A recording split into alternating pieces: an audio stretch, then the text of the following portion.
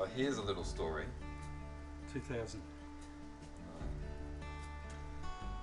We can see who looks familiar. Well, The names are on the back, I can read them out to you. Christy Scrimminger. So you've got James Victor, Darren McCulloch, Alison Wright, Margaret Hemsley, Kim Shirley, Liz Tadich, Juanita Felton, Sarah Carrigan, Hayley Rutherford, Christy Scrimminger.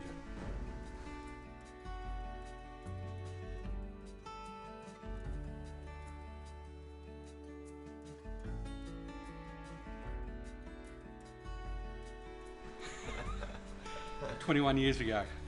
Okay, so, and with that, bearing that photo in mind, we're going to pull up a bit of a gem of Australian cycling history. And Bit dirty, but how can we display this appropriately? this was an early edition. Yeah.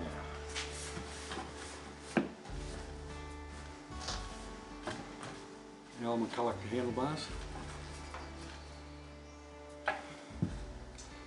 So the first time I built time trial bikes was 1996, and the first 10. Okay. So this was 1999 this started. Okay. Yes. Okay.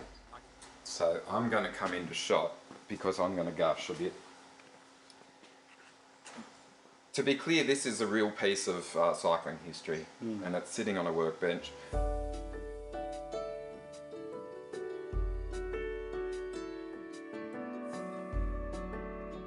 So 1995 was when I was asked, or 96 I was asked to build the time trial frames, of which had Giant on them.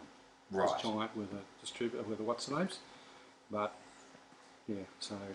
We're going to straighten that up a little bit, and I'll shoot the detail, but it's just straight off the shelf. You've seen Peter collect it, but a key person involved in sport in Australia is no longer with us. Bless him, Heiko Salzwedel, who's a dear friend of mine. And Heiko and you have a fair history. Yes, we do. Which we'll get to in a sec. So, to be clear, Heiko came to Australia in 1990 or 1991. He was first employed by the New South Wales Cycling Federation, and it soon was moved into the position of the National Road Cycling Coach for the AIS and Cycling Australia. So there was Charlie Walsh, who was at the helm of the program, in charge of the track racing, and then Heiko started taking on board all of these young road riders with ambitions to race on the road, which Charlie seemed to think was sacrilegious because that wasn't what real cycling was. Anyway, these bikes were largely the result of a Teschner, AIS, Heiko Salzwedel collaboration. Is that fair to say? Well, that would be fair to say, yes. I'll let Pete take it away. So.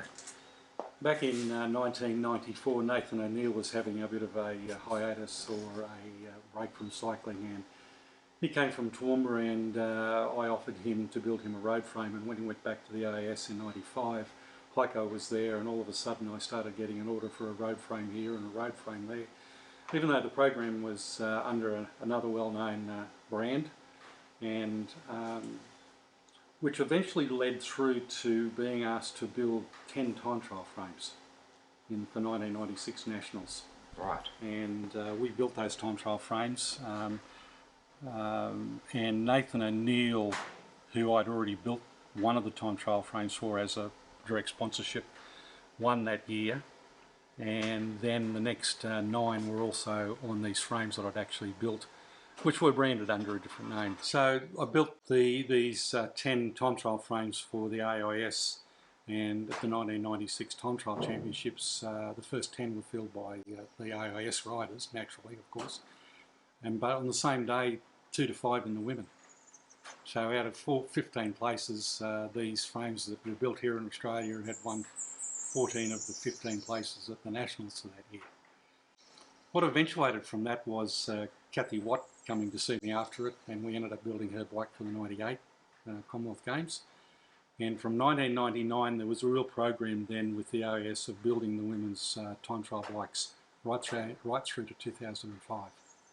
I do believe, but I've got to recheck it, but we finished the first 3 in every year for those 7 years, and also the first 10 in 2004.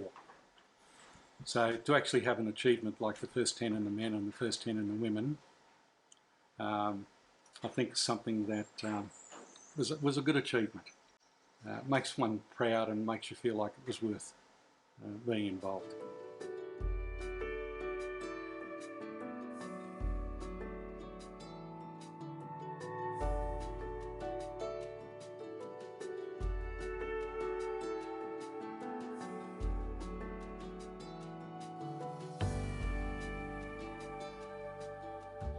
I think what we have to remember also is just wasn't the road program that we looked after with time trial during those years.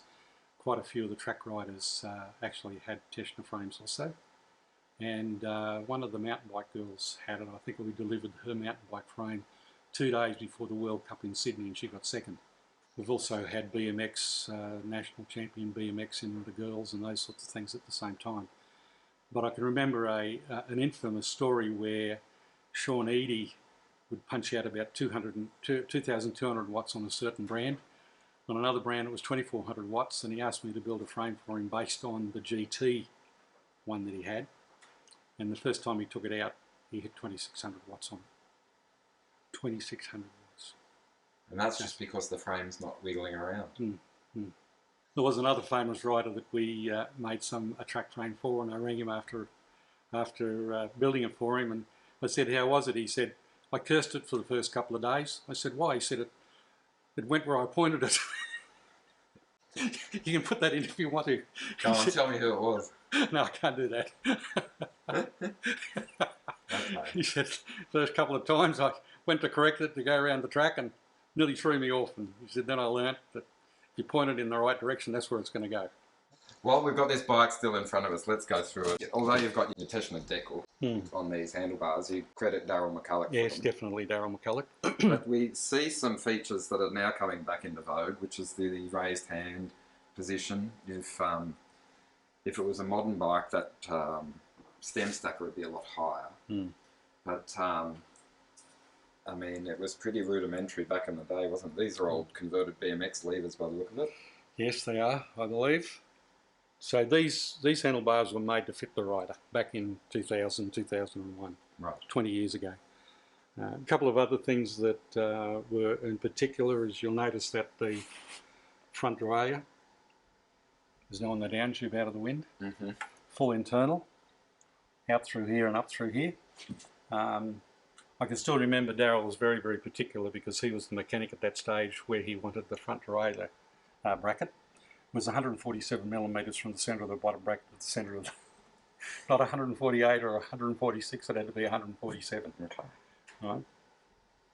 Look, I can also remember, and look, as you can see, rear derailleur out the back, again, full internal, out the back, and then the derailleur cable shot down the back of the string.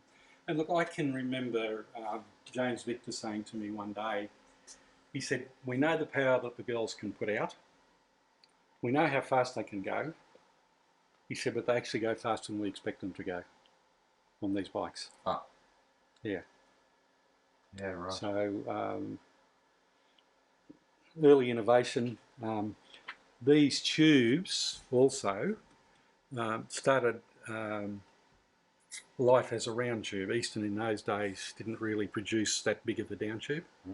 So underneath the shelving there are these hardwood moulds that I had CNC machined 20 years ago. And there was a place in Coffs Harbour when I was doing this who had a big furnace. We would heat the tubes up to about 500 degrees C, dunk them in water, press them in the timber moulds, and then I'd go back, make the frames, then reheat treat, and everything was back to normal again. And I guess one of the you were squashing them. Yeah, I was making. Yeah, Easton had supplied. But that had come round. That came round, yes. So I had these tubes designed for the circumference of the round, and then annealed them, squashed them. As I said, you can probably just see the end of a couple of the timber moulds there. Yes. A valve spring between the two pieces of timber, so once you pressed it down, it automatically jumped back up so that it didn't stick down. They were all oiled up, the whole thing. And I can remember actually taking one tube to Interbike where I'd actually tapered this tube also. I'd squashed it, then I cut it from about here, welded it together, cleaned it all up, took a bike over like that, and Easton said, "Where did you get that tube from?" So it was one of yours. Originally. Yeah. I said, "How'd you do that?" Time. Yeah, how'd you do that? And I said, I told them about hardwood, because they'd make them out of aluminium or they'd make them out of steel to press everything, and I was making them out of hardwood, which cost nothing and I can lift them. So they were quite... But I can remember going to, from an innovation point of view, I can remember going to Eurobike, and I had a frame that I built from Eastern Aluminium, and I'd called it the Edge, or Edge. And I was talking to Jim Felt, and Jim was working for Eastern then, but he was making frames for Paulie Newber-Fraser, the triathlon, Hawaiian Ironman triathlon champion. And all of a sudden, who but should come on the stand was Paulie Newber-Fraser. And she's looking at this frame, it was all aero and all those sorts of things. She hadn't seen anything really like it, and she said, "Who built that?" And Jim said, "Peter did." So I got introduced to Paulie Newber-Fraser. She said, "Jim, I want one of those for next year for the triathlon, for the Hawaiian Ironman." Okay. Yeah. She won a few of those. Yeah, Did she win on one of yours? Oh, look, no, but it was a similar design that Jim actually made for her. Yeah. Good story. Okay. Just wipe it off a little bit. You can see we get a fair bit of dust in the country. So you did the seat tube as well? Yeah, we made all the seat tube. Yeah, I made the seat tube. Then we made this to fit inside. You created the seat yeah, post? seat post.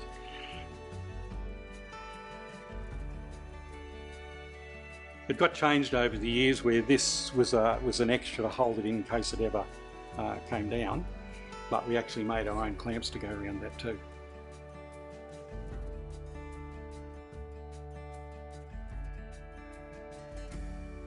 I actually have a frame over there. It's exactly the same frame that Mick Rogers won the Worlds on. That was when it was branded Time? Yes, when it was branded Time, yes. So that was 2003. And then the Olympics in 2004, we got third, I think. Yes. Retrospectively. Yes. Yeah. Alright, my battery's dead. I'm going to replace that when this shot comes out. Oh, that's a good story.